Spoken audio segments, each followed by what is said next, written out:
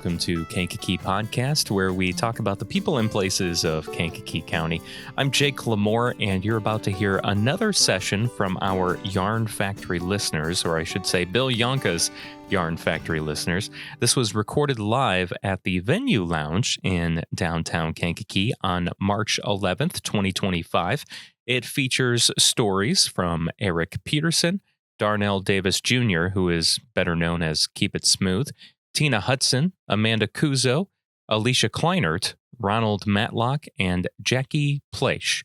Now, Yarn Factory Listeners takes place the second Tuesday of every month at 7 p.m. Right now, the location is at the Venue Lounge in Kankakee, but that could change. So if you want to stay updated on where we will be, make sure you follow Yarn Factory Listeners on Facebook. Now, let's get to the stories.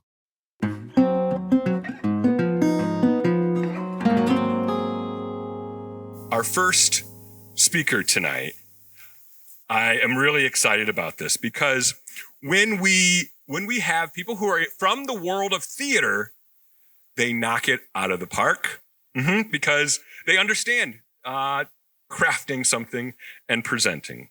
So I'd like to welcome Amanda Cuzzo. Amanda, come on up.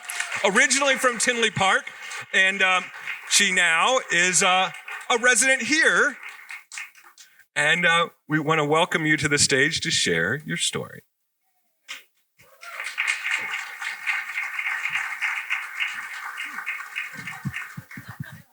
Hi.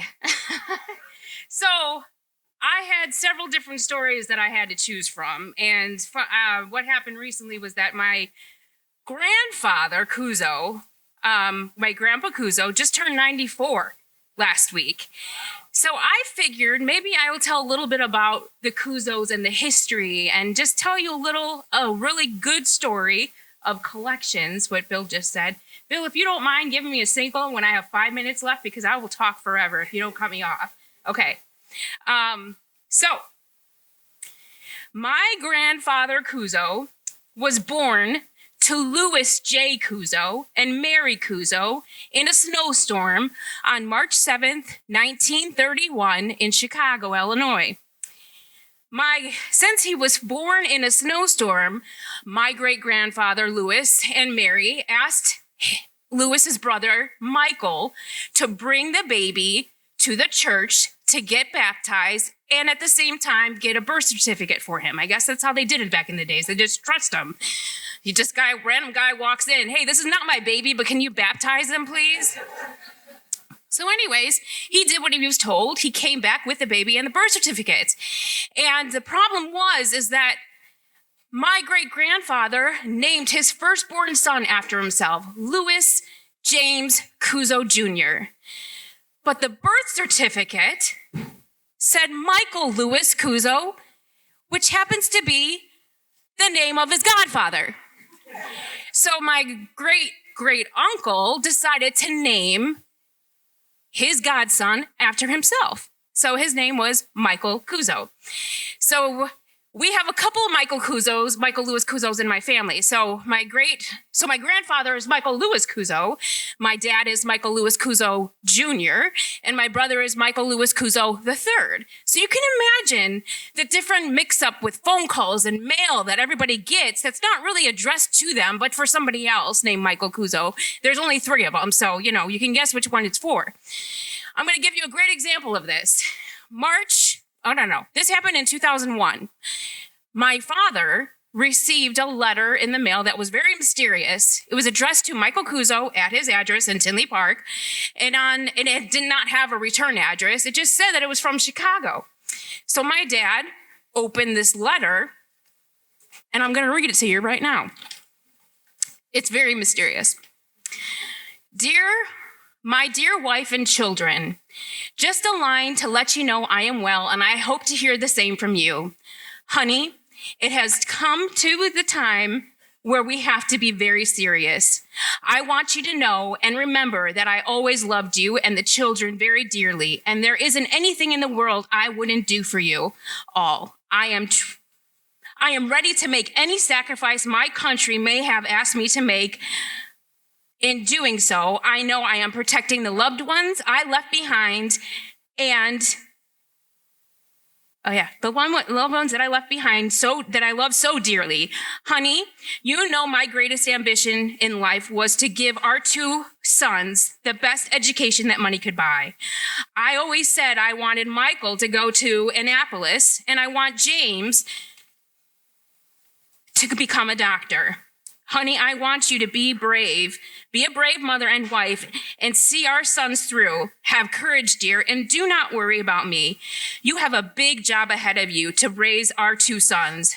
Honey, if anything should ever happen to me, I want you to know I did my best for my country, and I want you to give my love to all my brothers and sisters, and tell Pa and Ma, Uncle Mike and Auntie Ann, I love them as our own. Give my regard to Dr. Feeney and Mr. Christie and the rest of my friends. God bless you all and protect you, and maybe send you and protect you, and I'll be sent back to you someday safe. Love to the last breath, your loving husband and daddy. Love, Louis. And this came with an envelope inside of the bigger envelope, and it was addressed to Mrs. Mary Cuzzo in Chicago, Illinois. And then at the top of the letter, it's dated December 12th, 1941. The envelope has a big palm tree on it, and it says, Aloha, Army and Navy, YMCA, Honolulu. So as you can imagine, that is a kind of close to a date that's very important. At the time, my great-grandfather was stationed in Pearl Harbor. So he was a chief boilermaker and a chief petty officer. I'm not sure which came first.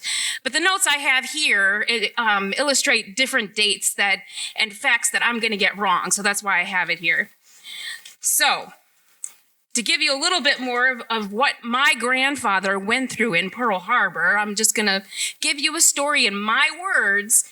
He actually recorded this on tape, and it was transcribed. So I'm not joking.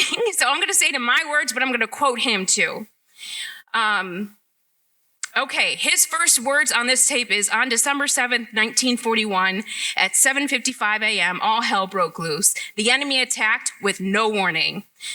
His ship was on a cold iron watch, which means those who are there to fix the ship also lived abroad the tender. And I guess this ship is called the U.S. Towahg. It's a submarine. It's very popular. I know it sunk a lot of ships. But irregardless, his first order of business was to get all the vessels out to sea as the enemy was attacking. His immediate supervisor told him to get his sub fueled up. So what he had to do, he was getting a fitting from a different tender. He had to dash back to his sub from a tender called Peleus, several hundred yards away. As he was running back to his ship, the flak, I guess, is what I looked it up. It's anti-aircraft gunfire. So if you don't know what that is, I learned that yesterday. The flak was raining down like hail, striking the concrete around him. He got the fitting he tried to get the fitting hooked up to the fuel line, but it didn't fit.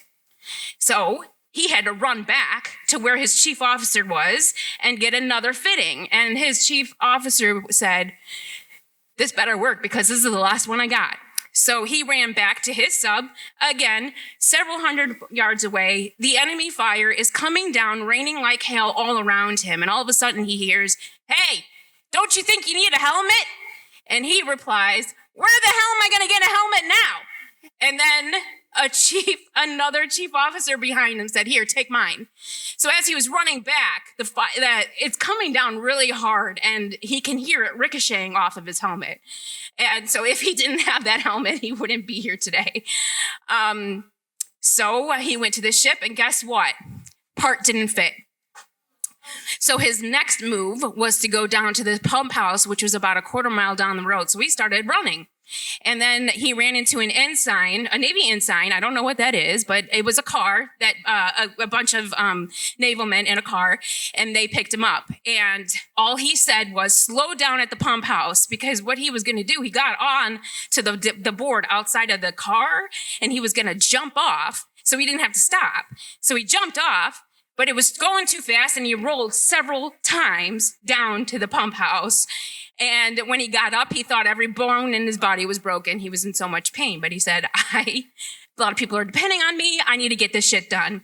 So he got his fitting at the pump house, and then he got a ride back to his sub, and it was the right fitting. So he was fueling his sub, getting ready to get that sub out to sea like he was instructed, when all of a sudden he hears a bomb, like a whistle.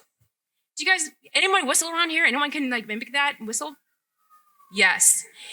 All of a sudden, the fuel line cut off and everybody froze. My great-grandfather froze. He was sweating. It was the moment that I don't never had that near-death moment, but that's what he had. When all of a sudden he heard a big splash. And then he heard, it was a dud.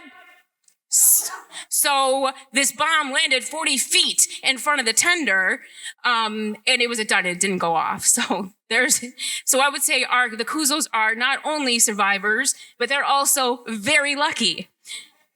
So as you can imagine, my grandfather was in a lot of pain, and after that, he doesn't have very much memory of what happened. He said between Pearl Harbor and his next sub was the USS Bold, he doesn't have any memory. So, but he does remember that his back was hurting him. It was killing him, and he did not want to go to the medic. He didn't want to go because he would be called a gold bricker. In the Navy, I guess that means you're a quitter.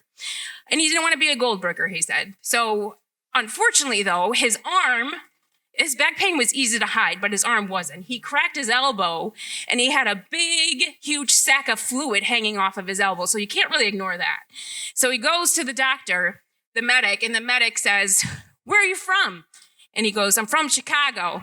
And he goes, tell me, would your arm heal a lot better in Chicago? And my grandfather looked at him dead in the eye and glared. He was mad. And he said, what the hell does Chicago have to do with my arm? So, how much time do we got? Just a minute or two. All right. So, not only are we brave, we're lucky, we have a great sense of humor, and we're not gold brickers. So, that's the Cuzzos in a nutshell. Later on, my grandfather was awarded a medal.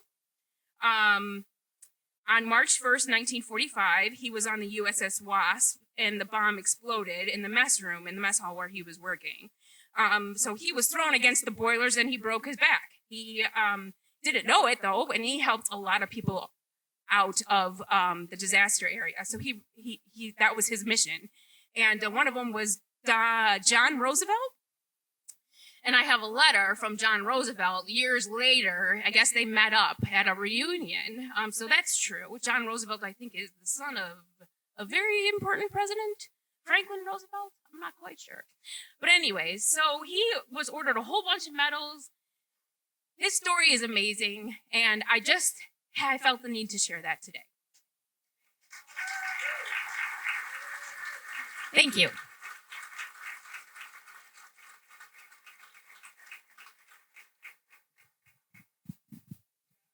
Thank you, Amanda. Let's give her another round of applause. Our next storytellers, it's something new for us to do. We have storytellers in tandem. So we're welcoming to the stage Alicia Kleinert, who has told a story with us before, and Ronald Matlock, who come up to the stage.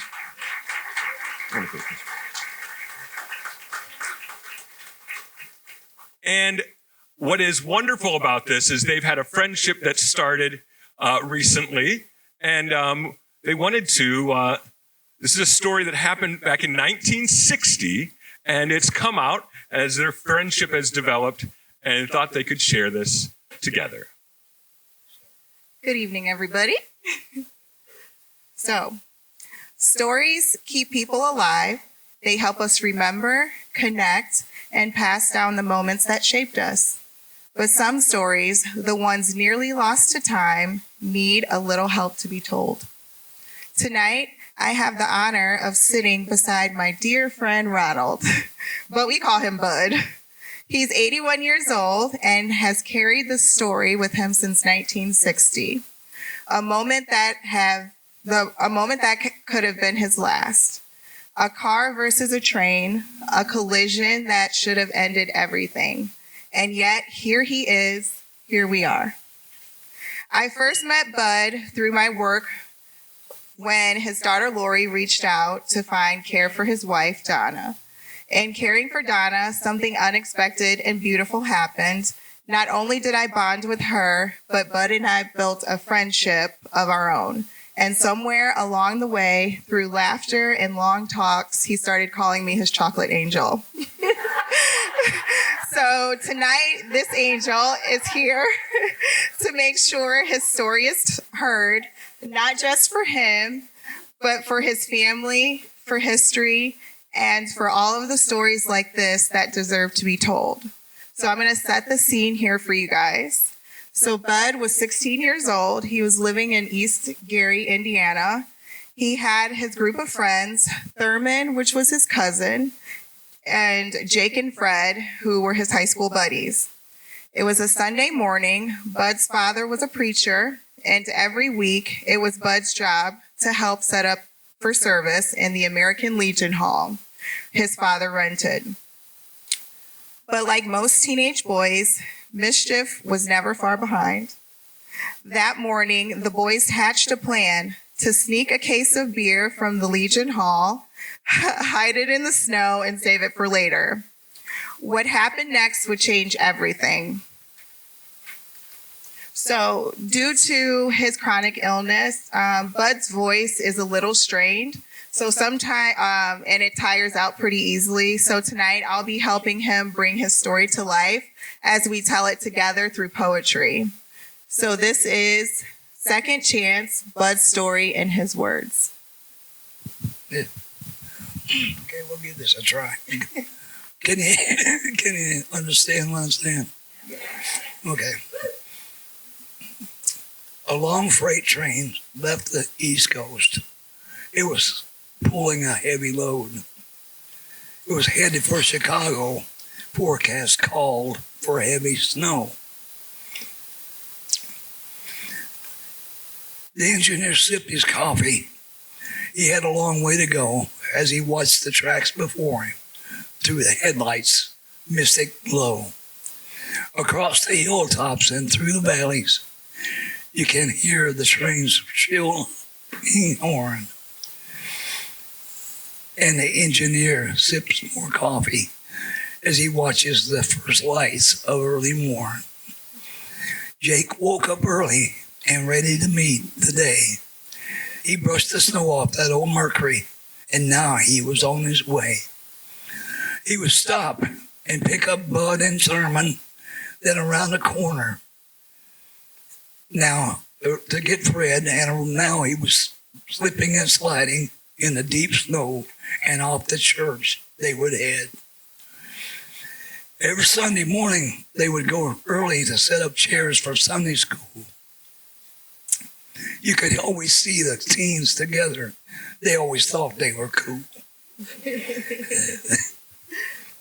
Things were totally different as they sat in church that day. They could hardly wait for the service to end and they could make their getaway. They drove around the block to wait for no one else would know.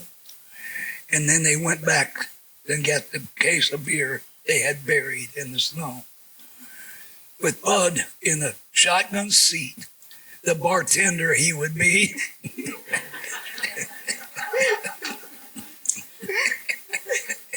After all, he had the beer right there on the floor by his feet.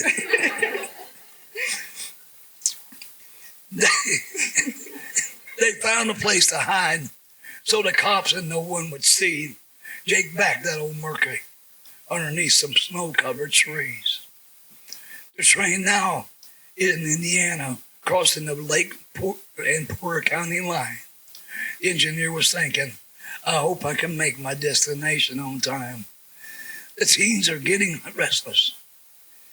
Hey, Jake, let's get out of here. We'll try to find some of our friends and see if they want to have a beer. Jake cleared a little circle on the windshield, just enough to see, and off we went down the road with cheers from the other three. The engineer thought, I can't even see the crossing lines. I hope there's no one in the way. All I can do now is blow my horn and hope and pray. Now the stage is set for a rendezvous that's been hours in the making, and the boys have no clue of what's waiting them just down the road they're taking. They were all laughing and joking with the radio turned up loud as it would go. Who would have more fun than this? They yelled as the car plowed through the snow. They never heard that train's horn as the car rolled onto the tracks. Just a glimpse of shade, glimpse of shade that was huge and black. And now it's dark and silent. Oh, this can't be happening, for heaven's sakes. And then the sound of voices could be heard over the screeching sound of the train's brakes. He was probably the biggest black man the teens had ever seen. Are you okay in here? He yelled as he pulled three of the boys from the smoke and steam. But where's Jake? They yelled. There's one more. I'll try to find him, he said as he ran around to the driver's door. Jake wasn't there. No sign of him. They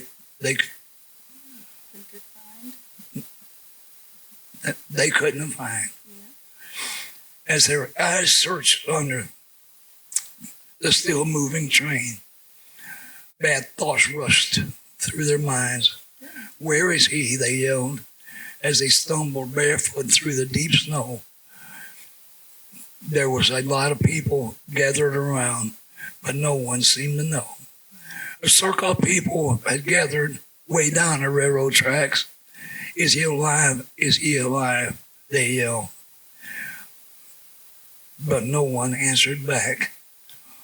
Just a few more feet, and now they could see him, pale and bleeding from his head, as the blood turned to white snow into a crimson red. Oh no, have we lost our man forever? Or is he still alive? And their question was quickly answered as Jake opened up his eyes. Now the EMTs are there to treat him, and off to the hospital they all went. And the teams realized that their lives were spared that day, and they knew it was heaven sent. I think God just sent a message as if to say, how dare you make a mockery of me on this my special day.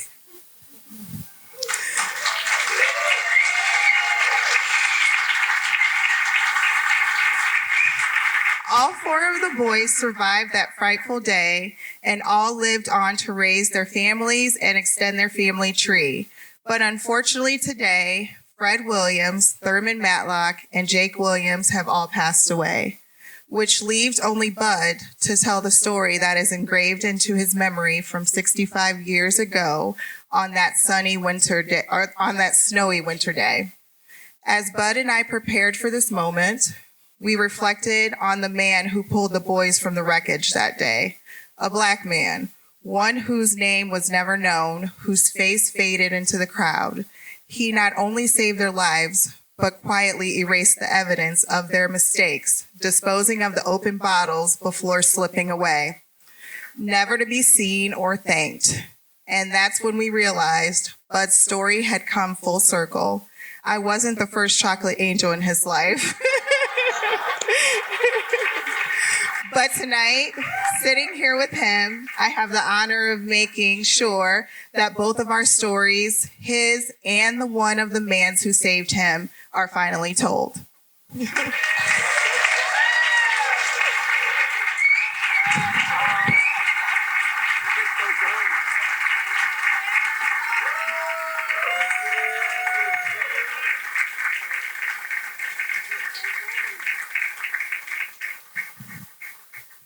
Let's give Bud and Alicia another big round of applause.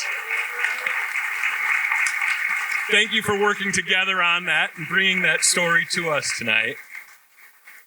We have one more storyteller. Then we'll take a little break for an intermission. But our next storyteller, from the moment we started doing this, people would say to me, Bill, you know who you got to get. You know who would be really good. And it is somebody who I think is going to be really good from the other times I've heard him speak. And somebody who is really, I think his energy and his enthusiasm for supporting fellow veterans through his work with Project Headspace and Timing. Let's give him a round of applause for that. And invite him to the stage. He can start walking now. I don't need to talk that long. But let's give another more enthusiastic round of applause for Eric Peterson.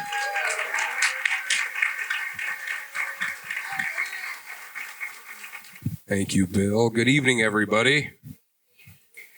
So the first two storytellers had really beautiful stories that I thought had great messages, and my story is really about my friends and I and how dumb we are. So you're going to have to brace yourselves on this one. I told my wife, and I wanted to do this from the very start because I love the idea and I love hearing stories from other people. And when I heard about this, I told my wife, I should tell them the story about when I got blacklisted from the State Department and kicked out of Iraq. And my wife was like, you shouldn't tell that story. And then I wrote it down. And when I wrote it down, I showed it to her. She was like, that's pretty funny. You should probably tell that story. So I deployed between Iraq and Afghanistan a total of 6 times. The first time I was in the Army National Guard. I was in the infantry. Thank you very much. Appreciate that.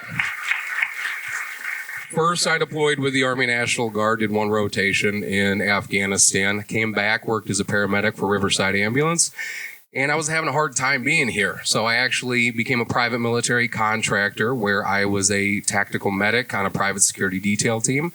I worked for the State Department in Iraq, and then I worked for the Department of Defense in Afghanistan. And when it comes to being a private military contractor, I think people have this idea from the TV and the movies and stuff like that, like these big, bad, bearded, tatted guys, and I can't grow a beard, so I got the tattoos and stuff.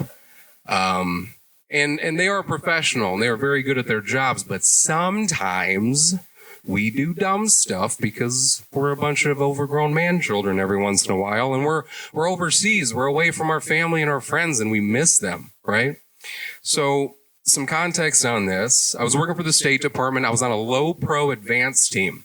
So what that meant was that my team was in charge of going into a venue before the actual team got there, locking the venue down, making sure that it was safe, secure, there were no issues, and then we would wait for the other team to get there. If they needed some extra bodies, we would stay. Otherwise, we'd cut off and get out of there. And I was on a low-profile team. My job was to blend in with the public, with the populace. So we didn't wear all the high-threat garb and the big vests and everything like that you see on TV. We usually wore suits, and then we had our armor on under our suits. So we had a very close team. We loved each other. We looked out for each other every day. And it was one of the greatest jobs of my life. And we had one day off a week, and it was on Fridays. So on Thursday nights, we would have a couple beers, enjoy ourselves, have a good time, play games, just spend time with one another. It's also important to note we were not supposed to have beer on this contract. We were not supposed to drink at all. It's very important for me to note that. So on this particular night, I'm in my shift lead's room. So my shift lead is essentially the equivalent of a supervisor. My shift lead was a former Force Recon Marine, so in my opinion, best of the best, and his call sign was Peanut. So we're in Peanut's room, having a couple beers, having a good time, and Peanut gets a genius idea. So at this time, I was staying at a base called Prosperity. Prosperity was actually one of Saddam Hussein's old palaces in downtown Baghdad. We were down the street from the new embassy compound, the Neck, which is the largest, at least it was at the time, the largest United States embassy in the world. It was about a 10-minute drive from our base. And on the Neck, there was a bar called Baghdaddy's. And at Baghdaddy's, the only people that were supposed to go there were State Department agents, DOD personnel, attachés, diplomats. The only people that were really not supposed to go there, private military contractors. They did not want us there. They did not want us there. But Peanut took that more of as more of a suggestion than like a directive.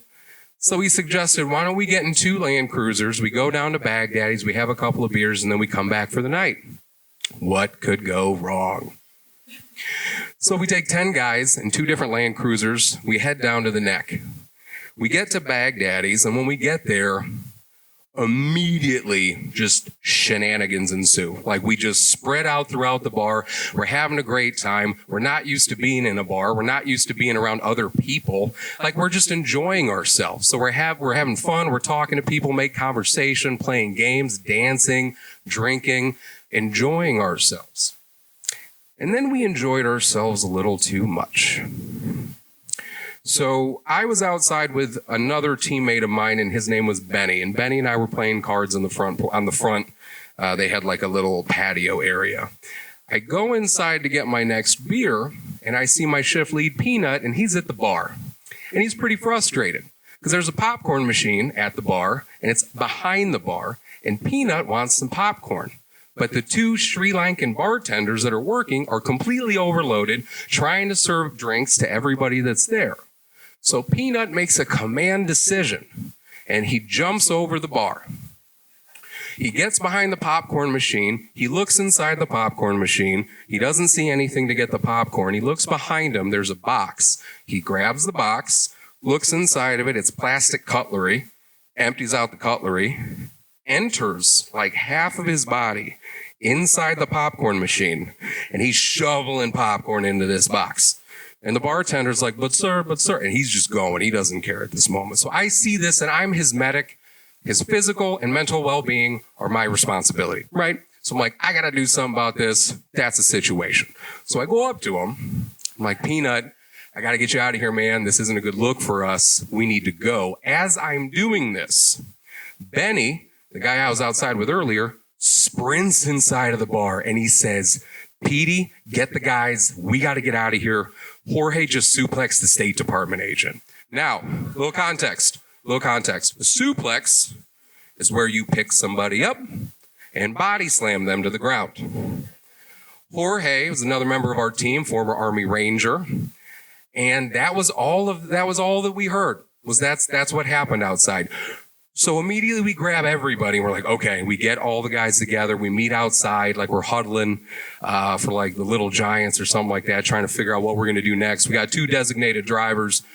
Make sure we do a head count. We got everybody. As it turns out, the reason why Jorge suplexed that State Department agent was because the State Department agent was outside of that bar hitting on a woman, and the woman did not appreciate those advances. She started walking away from him, and the State Department agent grabbed her by the hair and pulled her back, right? You guys thought Jorge was the bad guy. Turns out he's the good guy. He's chivalrous. Jorge saw that, got real frustrated, had a couple of words, suplexed the State Department agent, and then we had to get out of there. So as we gather, we decide, okay, we have to get out of here. We run across the embassy. We get to our Land Cruisers, and now we're driving through downtown Baghdad, 11:30 at night, midnight, something like that. Thankfully, each vehicle has a designated driver. So I think, okay, we're good. We're going to get back to our base. The night's going to be over. In my vehicle, Benny is the driver. Peanut's sitting front right seat. Behind Benny was their former team medic, whose call sign was train wreck, for reasons that you could probably guess without ever meeting the guy. I was sitting behind Peanut, and between Peanut and I was like a brand new guy to our team who's been there for like a week and a half. So as we're driving through downtown Baghdad, Trainwreck gets an awesome idea, and he takes his hands and he puts them in front of Benny's eyes as he's driving. I agree. Benny taps on the brakes and he says, Peanut, if you do that again, I'm going to slam on these brakes. Sorry, Trainwreck, if you do that again, I'm going to slam on these brakes. And Trainwreck, in true Trainwreck fashion, immediately does it again. As he does it again, Benny slams on the brakes. As he slams on the brakes, Peanut's head goes into the windshield. Cracks it. He's okay. He's fine. Force Recon Marine. He's a tough guy. But he gets angered by this, grabs the rearview mirror, rips it off the windshield, starts hitting Trainwreck with it, still has the box of popcorn on his lap, popcorn and blood's going everywhere, and I'm talking to the new guy like, yeah, we're a pretty cool team. Like, you're going to like it. We got a pretty good vibe. You're going to really like being on our team. This is like a normal Thursday night for us. So we pull onto the base. We finally get there. Once we offload, I think that my night is finally done. I get out of the car, get back to my room, lay down, finally getting ready to go to sleep. And then Benny immediately breaks into my room and he says, Pete, grab your medic bag. Peanut needs you right now. I'm like, okay. Grab my medic bag, run across Prosperity to get to Peanut's trailer. As I'm getting to Peanut's trailer, I see blood outside of his trailer. I'm like, that's not good.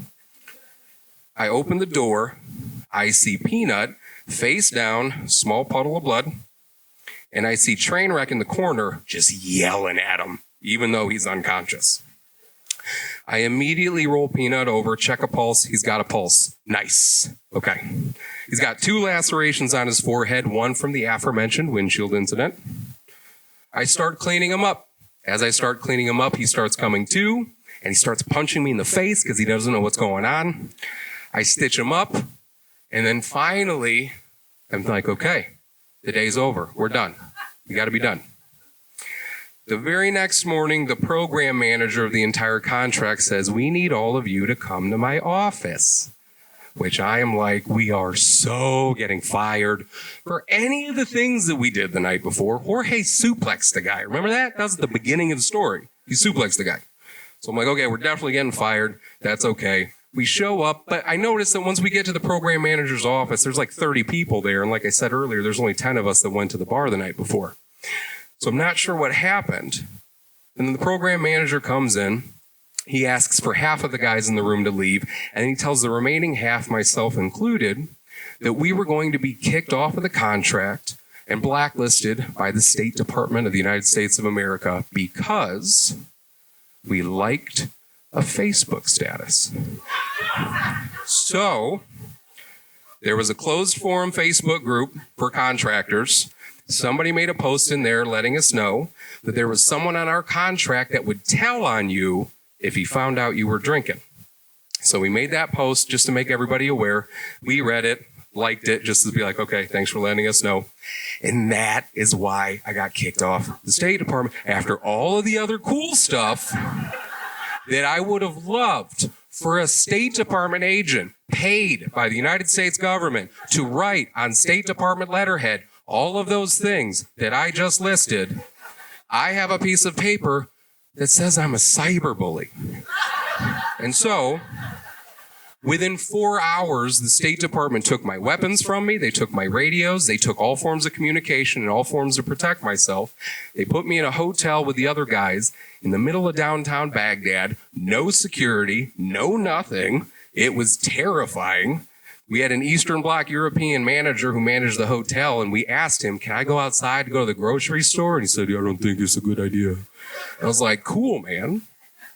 And I ended up getting kicked out of the country. So the last thing my program manager said to me was, you are never going to work on another contract again. Fast forward 1 month, I'm in Afghanistan with the Department of Defense. And as it would happen to be, a lot of the other guys on that contract were also blacklisted from the State Department. So we ended up having a lot more fun on that contract. I also technically got kicked out of that contract and country, but it wasn't my fault. And that is a story for another time. So thank you guys very much. Thank you so much. Let's give Eric another big round of applause.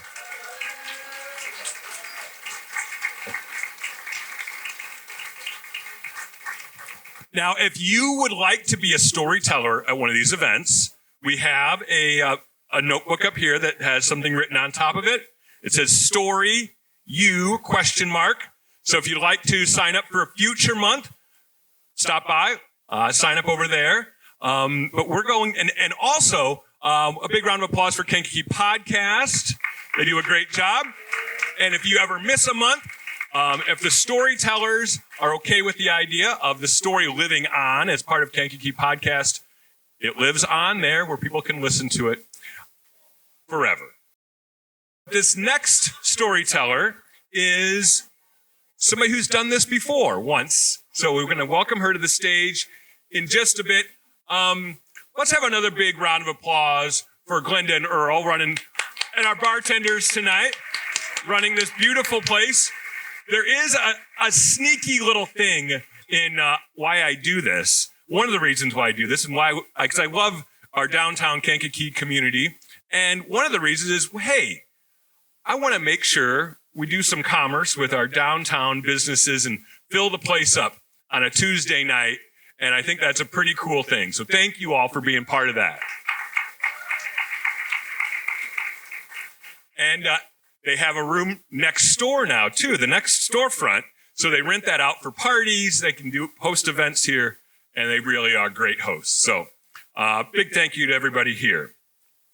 Let's welcome to the stage somebody who's touched so many lives. I think this is wonderful, that throughout her life, she's been a child care provider for 24 families here in the Kankakee area. She's a 55-year-old mother of 3 adult children and devoted grandmother. Let's welcome to the stage Tina Hudson.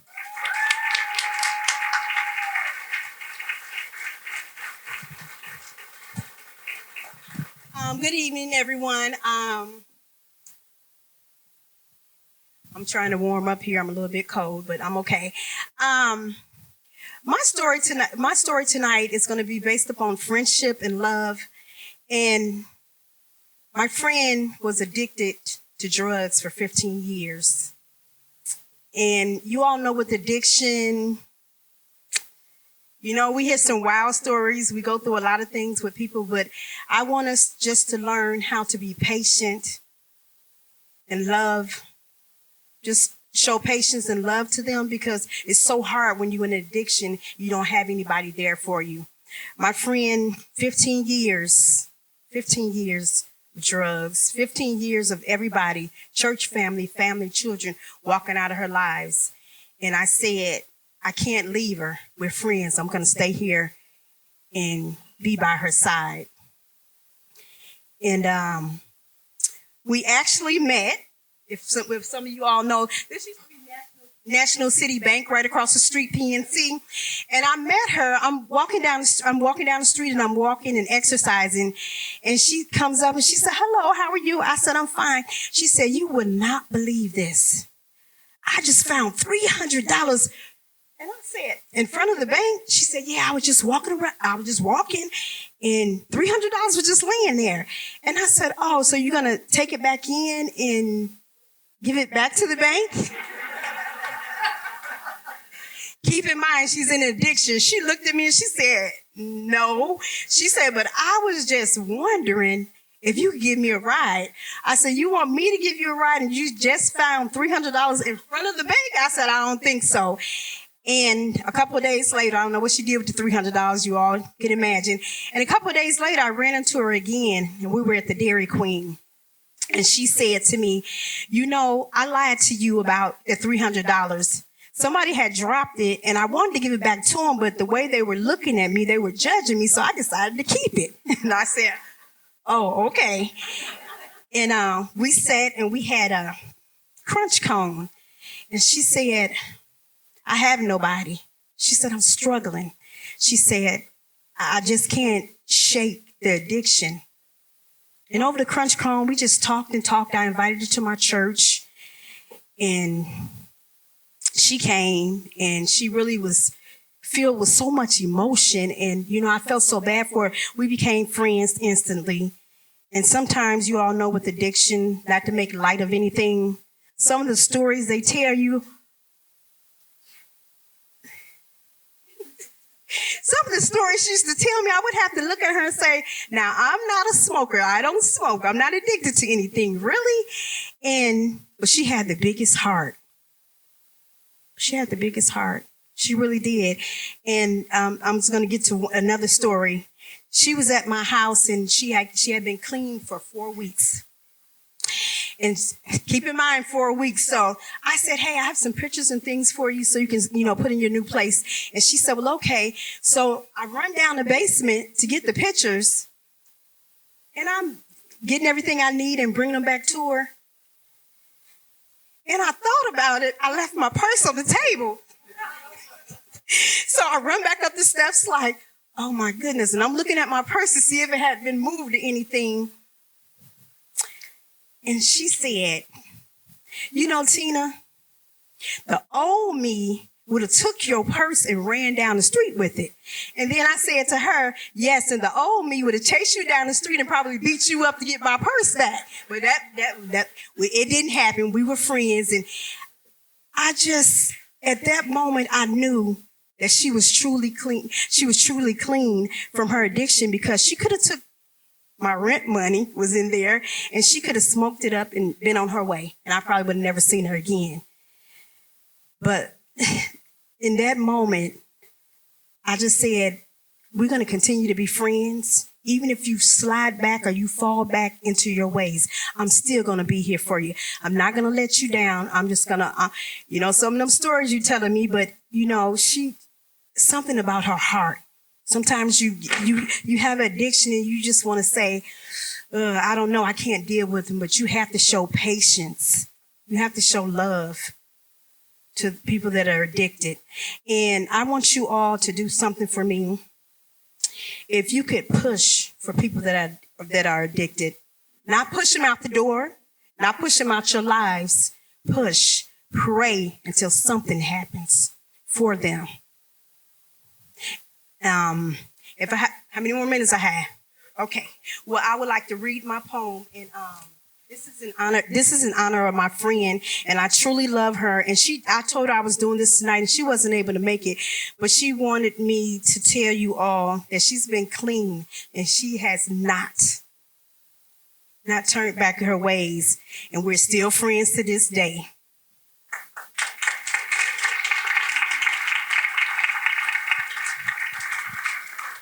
Generations of your families are going through it too. Your addiction does not just affect you. I know at times it seems like this world doesn't care, because all they seem to do is whisper and stare. We can meet you halfway. Just let us know what you need us to do. We are only here trying to help you. Seek the Lord. Seek the Lord. He's patiently waiting on you. Only He can see you through. Please find your way back. This is not the end. You are loved so much by your family and friends. We miss the old you and the way things used to be. We miss the old you and the way things used to be. And I know one day you'll be set free. Thank you. Thank you.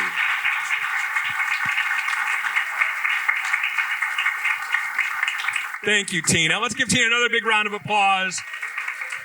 Wonderful job. I have to publicly admit a mistake on your program tonight. Our next storyteller's name is not July or Jacklie. It's Jackie. This was a mistake on my part.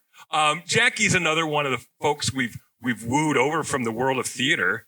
You may have seen her in Steel Magnolias. And she's another person who is a transplant to our community. And I think what better way to be a part of our community than to do something like this and let a bunch of people know you. Let's welcome her to the stage, Jackie Pledge.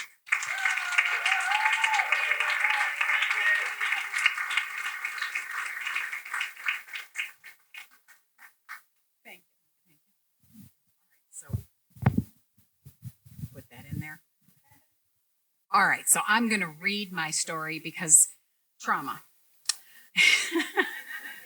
It's a lot to follow up those stories because those stories were amazing. My story is a little different. All right, so we all remember the first time that we saw the story of the Princess Bride, right?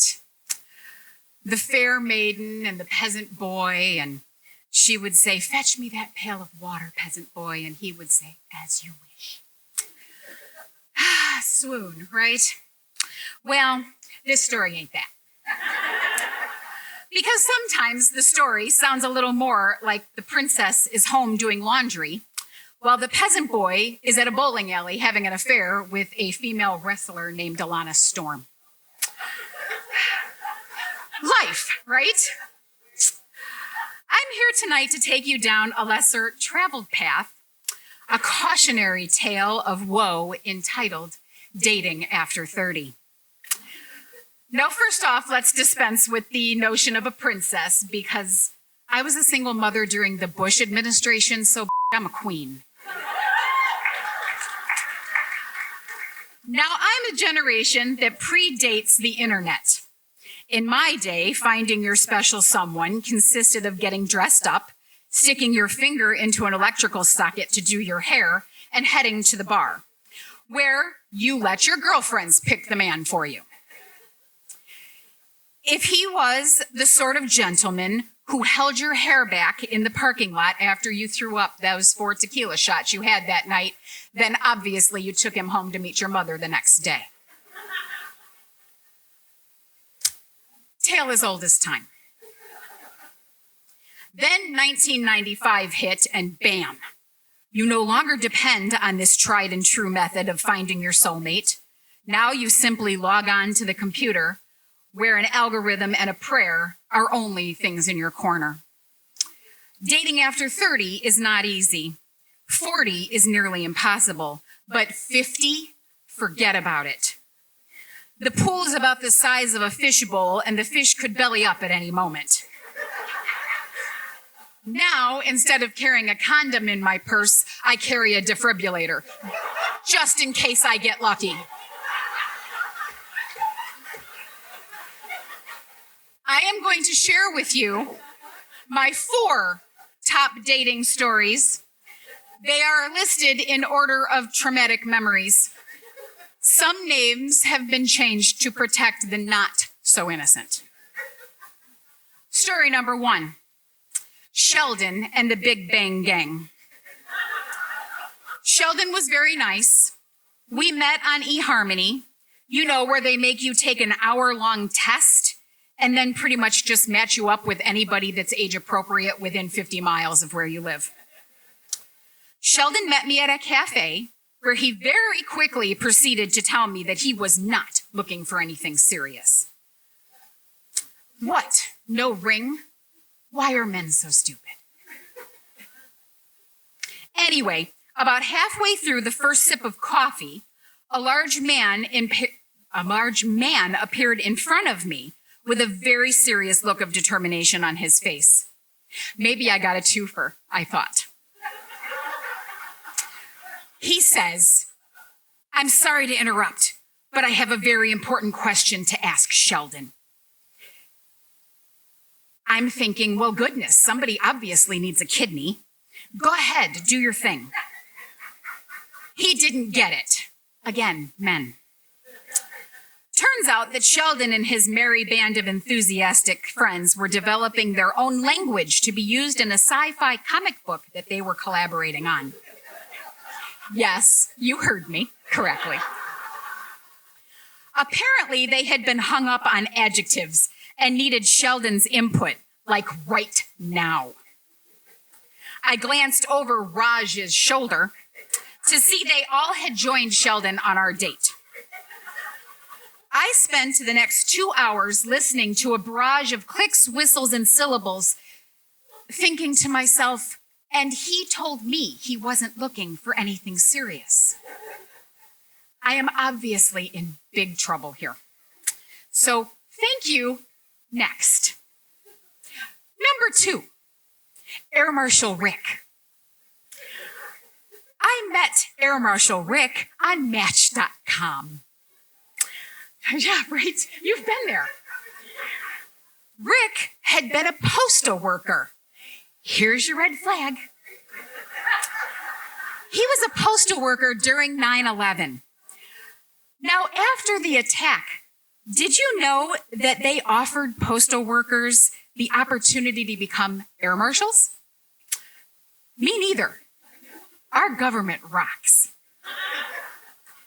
Rick was a nice enough guy, but was fixated on his new job. I heard all the ins and outs of how to racial profile to Narba terrorist cell heading to Nantucket for the weekend. Interesting work if you can get it, I suppose. One morning, Air Marshal Rick was jogging and he had his earbuds on and we were talking. You know, you have to stay fit to be an air marshal. When there was a huge kerfuffle, a string of loud vulgarity followed by Rick fully out of breath, very impressed with himself, exclaiming that he had just pulled his weapon on a teenager. Oh my God, are you kidding me? Why? What happened? Did he try to mug you? Air Marshal Rick said, no, he ran a stop sign. Thank you. Next. Right? Jesus. Next up was Kitty Cat Carl is what I like to call him. I've had a steady stream of bad dates at this point. Blow off guy, my ex is sitting over there watching us guy. When I decided to take matters into my own hands, maybe it was me. Maybe I was not trying hard enough. I got an invitation to one of those intimate parties. You ladies know what I'm talking about. Now, I'm more of a Tupperware girl myself, but I went begrudgingly to my girlfriend's house where we drank and giggled over these devices that were a bit intimidating and a lot silly. But you have to buy something, right?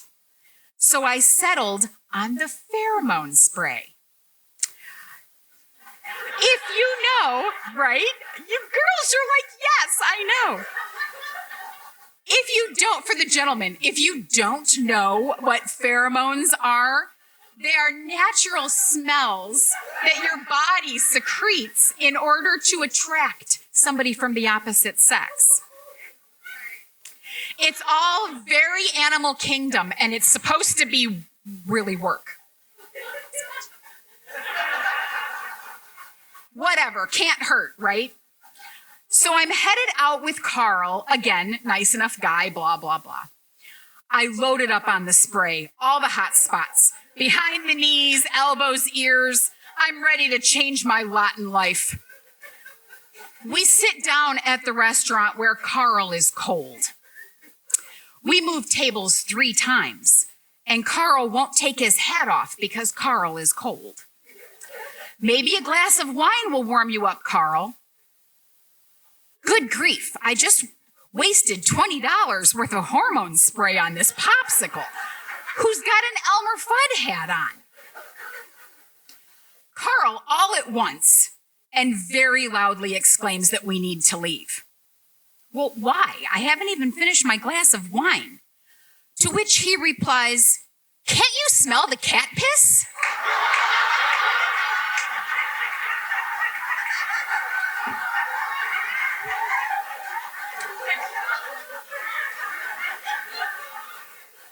Now, damn it, this one is on me.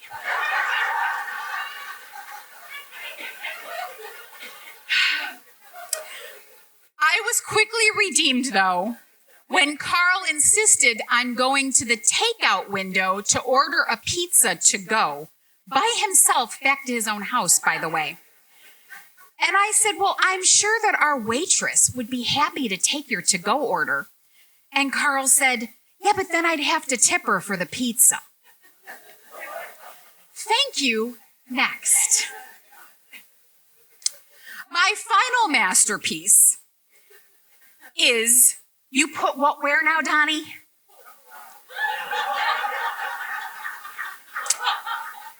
Finally, I met a pretty good guy.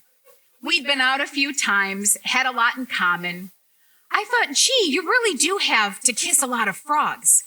This may actually be someone I can spend time with. So I took him to a party at my friend's house.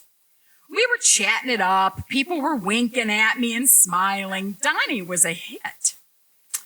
He excused himself to the restroom, and I straightened my crown. I'm thinking, I'm done with the F's for a while.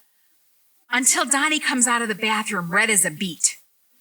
Coat on, ready to leave. Well, what's the matter, I ask. He said, we gotta go. Why? Did something happen? He then proceeds to tell me he had to poop and could not hold it until he got home. Right? I said, well, just go back in line and go. He said, I did go, but I didn't know that the toilet was clogged. I said, oh, God. Yikes, as I kind of giggled a little. Because, come on, that's funny. That's pretty bad. I said, you couldn't plunge it? He said, no plunger. I cringe. I said, well, all right, I'll go tell my friend to close this restroom off. No big deal. He said, no, you don't understand. I couldn't let the next person go in to find that. I was bewildered. Yeah, but what other choice do you have, Don? It is what it is. No, he exclaimed. I pulled it out and wrapped it in toilet paper. It's in my pocket. That's why we have to go.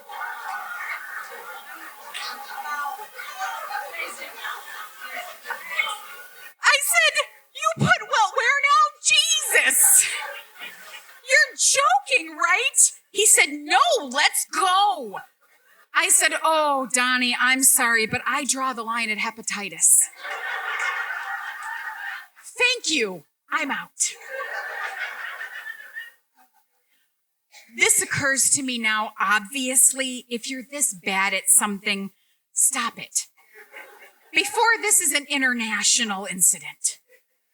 The moral of my story tonight, if you have a single friend that you're worried about never finding the one, don't worry, because chances are she's pretty good loving herself.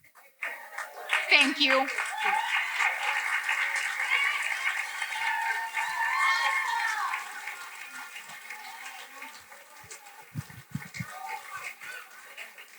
Let's give Jackie another big round of applause. One of those things would be enough for most people. Wow. Our final storyteller tonight is somebody we've heard from before who he's got a way about him that's unlike anybody I know, has the coolest nickname in the world, Keep It Smooth, and he has his own event that he hosts, the Smooth Fusion. And let's welcome him to the stage, Darnell Davis, a.k.a. Keep It Smooth.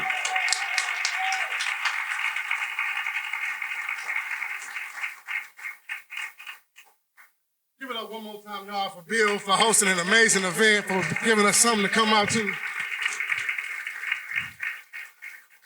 Like he said, this ain't my first time doing one of these rodeos, you know what I'm saying? I love storytelling. It's a break from the norm.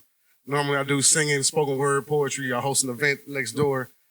But like my other stories, this story's a lengthy one. So we're going to jump off into this thing. I'm going to try my best to keep it clean. After that last story, I don't know how I'm going to follow it, but, you know, I'm going to say this story is a period piece, and basically the title of my story would be The Cultural Shock of a Young Man's First Road Trip, ... Screw American Idol. You know what I'm saying? So it's May 2007. I'm 19 years old, and I finally worked up the courage to go audition for American Idol, right? Now, I've been singing my whole life in churches and in school or whatever. I've had people kind of gas me up a little bit, but I always keep looking for the first excuse so I can be out. Like, man, I ain't got a car. How I'm going to drive? They never have it out here, you know what I'm saying? But this day, I'm like, you know what? I'm going to lock in. I'm going to do what I got to do. I'm finna actually, if I say I do it, I got to do it. I'm finna go try to audition for American Idol. So I go home, I do some research to find out that the next audition that year was the last audition, and it was in Philadelphia, Pennsylvania.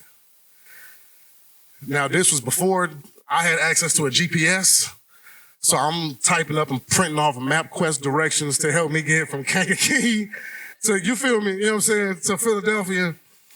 And MapQuest directions only work if everything plays out perfectly. If it's a good sunny day, if there's no hindrances, none of that, you're good to go. You know what I'm saying? So me, I tapped into my support base at the time. My mom lets me borrow her car, which was like a sporty Toyota. And it probably came up the hood came up to like right here on me. So it didn't look like I belonged in this car, but it had the convertible headlights. So I felt like a boss every time I turned the headlights on. So I'm like, bet, I got this. I got a little bit of money. My girls ride the shotgun. We finna make it out here. I'm finna follow my dreams, right? We take off, and everything's smooth cruising. We hit 57 north. We hit I-80 going east. No, everything's rolling perfectly until we cross into Indiana. The moment, I don't know what it is about Indiana, but I ain't no judgment. You know, I'm just proud to be from Illinois. You know what I'm saying? The moment we crossed into Indiana, we ran into dead stop traffic. Now, this ain't like rush hour in Chicago, dead stop. This was like, it took me 8 hours to go 3 miles dead stop. I mean, the car was in park for more than it was in drive while I'm trying to get there. You know what I'm saying? And eventually we find directions. I burned through a whole tank of gas. Like I said, this was 2007. This was before cars cut themselves off when you hit the red light and saved the gas. And it was April, May after a bad rain, so it was kind of humid. I got my air conditioner on blast. So I'm clearly burning through gas, not being any wiser. You know what I'm saying? We get directions. I get off the highway. We find us a room. Now, again, I'm 19 at the time, so I didn't properly prepare for this road trip. I'm walking on faith here. So I was living check to check. I might have had $300 for this whole 3-day road trip I'm about to embark on, which now looking back on it wasn't the brightest idea. You know what I'm saying? We wake up the next morning and we take off. Now, we're already a day behind. I got to get there today because today is the last day for registrations. Then you get a day to rest, recoup, prepare, whatever you got to do. And then the following day is the actual auditions. So we make it out there, and we make it out there just in time to grab tickets, to get registered, to get set up to where I'm doing it. I'm pursuing my dream. I'm finna go ahead and finally audition for American Idol. Yeah. But now we're back in the car, and I'm thumbing through the money, trying to figure out, like, okay, that room we paid for last night was pricier than what I had planned on. I planned on getting a room at the Motel 6 for 3 days, which would have been like $45 a night back then. Way easier to budget. You know what I'm saying? But I had the right support system in my corner. My girl's like, babe, don't worry about it. I'm with you. We made it. The first half of the thing is done. We're here. I feel safe with you. If we got to sleep in the car the first night, that's fine. And it ain't nothing like having a strong support system behind you. Because I'm sitting over here like, dude, what did it look like? I drove all this way and now we sleeping in the car outside the stadium. But she encouraged me. She stood behind me and I'm proud. I'm happy. You know what I'm saying? I'm like, you know what? This is really finna American Idol. Yeah, we really finna do this thing. Now, the next day is our sightseeing day. Now, I'm probably gonna get in trouble for this. I've never seen a Rocky movie, but I've seen all the montages, so I wanted to find those stairs so bad. You know what I'm saying? I want to see what Sylvester Stallone ran up. You know what I mean? But I'm also a recreational partaker, if you will. It's legal now, so I can talk about it. Back then, you know what I'm saying? So we're trying to find somewhere to gas up. We're trying to find some food. We're trying to find I said I was going to be clean. We're trying to find a street pharmaceutical representative that can help me, you know what I'm saying, stock up so I can survive the rest of the trip. You know what I mean? And this was the first cultural shock of all because I've never seen a street rep advertise itself like this. I'm hitting a corner in Philadelphia, and it played out just like a movie. It was in slow motion. As I'm hitting the corner, I see the representative standing on the corner in front of somebody's bodega, and he's just throwing his arm up. You would have thought somebody was hitting him in the back of the elbow, the way his arm kept flying up. And I don't know if anybody's had to, find street pharmaceutical reps before, but there's a signal you can use. I'm like, hey, are you good? So as I'm making a turn, I look at him, I'm like, hey. I'm like, yeah, come on over. Dude was standing outside of a bodega. Dude, who's like, what you want? Hey, let me get 2 dimes. He runs into the bodega, comes back out, drops them in my hand, pull off, no doubt. I'm like, man, this is the most sufficient and effective way of doing what you do, bro. You got something set up with this bodega where y'all in good business together. But I keep cruising around, and now I'm not trying to be a tourist, so I don't want to stop and ask for directions. So I'm just following tail lights as I'm driving through Philadelphia. And I'm pretty sure a couple of cars had to report at me because I'm following. If they make a left, I make a left. If they make a right, I make a right. And eventually when I'm like, you know what? It's been fun. I'm going to find somebody else to follow. I'll pull off. But I make this right turn, and this was the second cultural shock that came across me. I make this right turn at this dead end. I can only make a right. And there was a guy standing on the corner. Flannel shirt, blue jeans, cowboy boots. This guy was standing on the corner in the middle of the hood in Philadelphia washing a horse out of nowhere. You see what I'm saying? You see how you felt when I said that? It felt so weird. It's like, bro, now I've been to Leesville, Hopkins Park, St. Anne, Moments. I've been to some country areas. That's like seeing somebody do that in Marycrest. Like, nah, bro, that don't fit the aesthetics here. You know what I'm saying?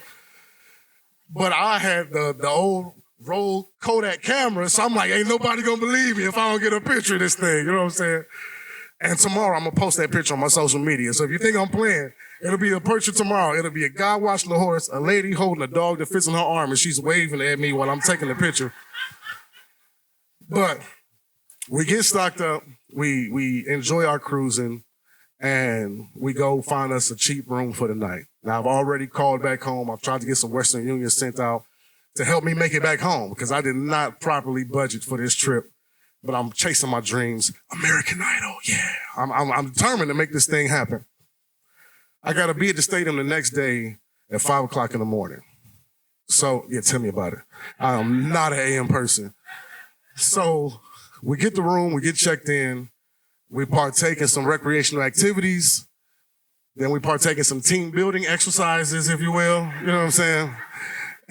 We get some rest before we about to embark on this mission the next day. Now, my plan was, I'm trying to keep it clean, you know what I'm saying? Team building exercises, you know what I mean?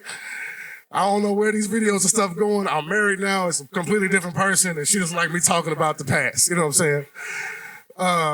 So I had this whole mission in my head. I'm like, when I get there, based on what I saw on TV, it's Simon, Paula, Randy. I said, now Randy gives props to people that actually sound good. So if I can kill the song, I can win Randy over. Now Paula, I'm 19 at the time, so I can do some flirting. I'm like 100 pounds lighter. I got hair that drapes down to my shoulder. I like to get it pressed out, so I look like a light-skinned Snoop Dogg, but I actually look good. You know what I'm saying? And I'm like, oh, I can win her over. I can win over Randy. Simon ain't even a factor, bro. Give me my golden ticket. I'm going on. We get in the stadium to find out that is not the setup at all. They call you down section by section, and there's like a panel of 14 judges. There's 4 people that go up before each judge, and then they're basically caught up in conversation like this while you're singing. If you sound good, then they turn and they look at you. You mess up, that's enough. You can step back. So when you see all the trash that actually makes it to TV, it's like, how did you get through? But I've been doing this. I actually sound good. So we go through the whole rigmarole. Clearly, I didn't make it. You never saw me on TV. I'm cool with that. You know what I'm saying? I've left. We've jumped in the car. I've cashed in some Western Unions to help me make it home. My mission is to drive home in one swing. I'm driving straight from Philadelphia to Kankakee tonight. But like I said, I'm a recreational partaker. I got to stock up before I hit this road. You know what I'm saying? So I stop at this gas station after hitting the Wendy's. I'm kind of in my feelings. I grab me a Baconator meal. Nothing feels better than a whole lot of bacon on a burger after you've been disappointed. So I get to, somebody feels me. I understand. The bacon is just, I pull up to this gas station that literally was not bigger than this stage I'm standing on now. The only person in this gas station was the attendant. Anything you need, she is in hand reach. She can get it for you, but ain't nobody coming in. If she got to use a bathroom, she got to go somewhere else. It's literally just small enough for her. So I pull up. I'm like, ma'am, let me get $40 back here on the white Toyota with the convertible lights. Let me get $40 on this. Let me get a pack of cigarillos. I said, ma'am, I need to know where to find some weed. Now, in a true professional, she came to me and she was like, sir, I don't know where to find any weed at. I said, ma'am, calm down. The plates say Illinois. I'm not a narc. I'm not a detective. I'm not undercover. You're black. I'm black. This feels like the hood. You know where to find some weed at right now. I promise you. She just go park over there. I said, I know you know where to find some weed at. You was playing games. I go over, I park. I probably made it halfway through my Baconator. You know, some savory bacon. I'm enjoying this thing. And I get a knock on the window. Now, normally, I'm a lot more attentive to my surroundings to allow somebody to knock on the window before I peek what's going on. So, of course, I jump, look over, probably crack the window like this. What? You the one looking for the weed? I'm like, it's just me and you. Why are you whispering? She's like, how much you want? I said, I want $20. I still don't understand why we're whispering, but okay. She's like, don't go nowhere. I'll be right back. I barely finished my burger before she's knocking on the window again. I'm like, I really got to be more careful. I got to pay more attention to my surroundings. Crackheads should not be able to come knock on my window without me peeping what's going on. I crack my window again. The lady slips in a little box, probably about this wide, about this thick. And it had the equivalent of, this is 2007, $20 of regular weed, which you will not find anymore these days. Everything is loud and it's crazy. And back then, another $40 worth of loud. And I'm looking at her like, I said I only wanted $20. This should, in Kankakee, they charge me $65 for this, everything that she got in this thing easily. So I felt obligated. I went in my pocket and I slipped her out $22. I gave her a $2 tip. I slipped out $22 and I ain't said another word. I just rolled my window up. And faster than she got away from my car, I got up out of that parking lot. Like, you ain't finna come get me for more money because you deserve more money. Like, I looked at my girl and was like, word? Amen, amen. And we continued in our journey, heading back to the crib. And of course, we got home in one swing. It was 7-8 hour drive. Did it in no time. But the moral of my story is never be afraid to step out on faith to pursue your dreams, because you never know what cultural shocks you'll come across in other cities and other states. Like, you really got to get out of Kankakee and go experience life. You know what I'm saying? And screw American Idol. I'm going to say that again. I have been keeping smooth, y'all. I appreciate the honor and the privilege. You know what I'm saying? Bill, I appreciate you. Like Bill said, I host an open mic every month right across the street at Kankakee Public Library from 6 to 8 p.m. every third Friday. If you want to hear me singing, you can come over there and check it out. You know what I'm saying? Bill, appreciate you.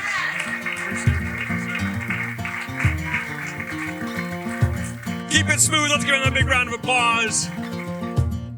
That concludes this special episode of Yarn Factory Listeners here on Kankakee Podcast. I'm Jake Lamore. Thank you so much for listening, and thank you to Bill Yohnka for allowing us to do this with him. Shout out to Stephanie Vanderwide for supporting the show each month through Patreon. If you want your name announced on a future episode, you can sign up at patreon.com/Kankakee Podcast. Special thanks to our sponsors, Chicago Dough Company, Noble Dairy Queen Stores, KCC's Office of Continuing Education and Business Partnerships, Frank's Appliance Center and Sleep Source, Pigosh Engineering, King Music, Little Me Studio, Edward Jones Financial Advisor Adam Elroy, Taco John's, D. Westfall Jewelers, Nana's Bakery, and Stafari West Avenue and Coffee House. Our theme song is by Lupe Carroll.